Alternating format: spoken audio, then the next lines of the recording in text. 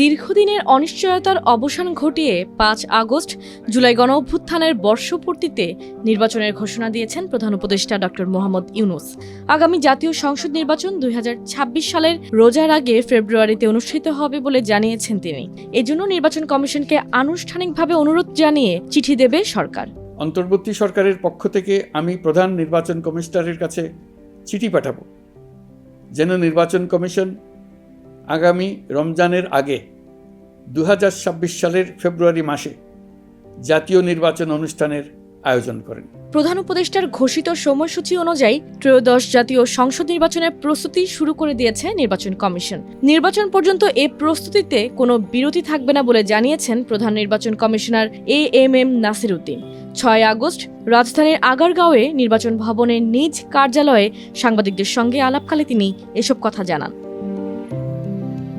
CEC বলেন, প্রধান উপদেষ্টার চিঠি হাতে পাওয়ার পর কমিশন আলোচনার মাধ্যমে ভোটের তারিখ থেকে প্রায় ২ মাস আগে তফসিল ঘোষণা করবে। তিনি আশা প্রকাশ করেন, খুব শিগগিরই ওই চিঠি পাওয়া যাবে। এ প্রসঙ্গে তিনি বলেন, না পেলেও আমরা আগেভাগে প্রস্তুতি নিচ্ছি। একটি অবাধ ও সুষ্ঠু নির্বাচন আয়োজনের পথে আমাদের সামনে চ্যালেঞ্জ অবশ্যই থাকবে, তবে আমরা সব ধরনের প্রস্তুতি নিব।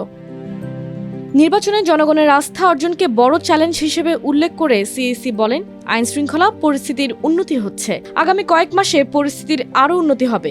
আমরা আয়নার মতো স্বচ্ছ একটি নির্বাচন উপহার দিতে চাই।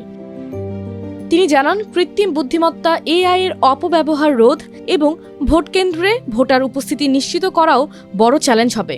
আমরা নির্বিঘ্ন পরিবেশ নিশ্চিত করতে চাই, যেন উৎসবমুখর পরিবেশে ভোট গ্রহণ অনুষ্ঠিত হয়। ত্রয়োদশ সংসদ নির্বাচন সামনে রেখে ভোটার তালিকা হালনাগাদের খসড়া প্রকাশ, নতুন দলের নিবন্ধন, ৩০০ আসনের সীমানা নির্ধারণ সংক্রান্ত খসড়া প্রকাশ, দেশি বিদেশি পর্যবেক্ষক সংস্থা নীতিমালা, আইনবিধি সংস্কার, প্রবাসীদের ভোটাধিকার সংক্রান্ত পদক্ষেপ, প্রশিক্ষণ, নির্বাচনী কেনাকাটা সহ সার্বিক প্রস্তুতি চলছে।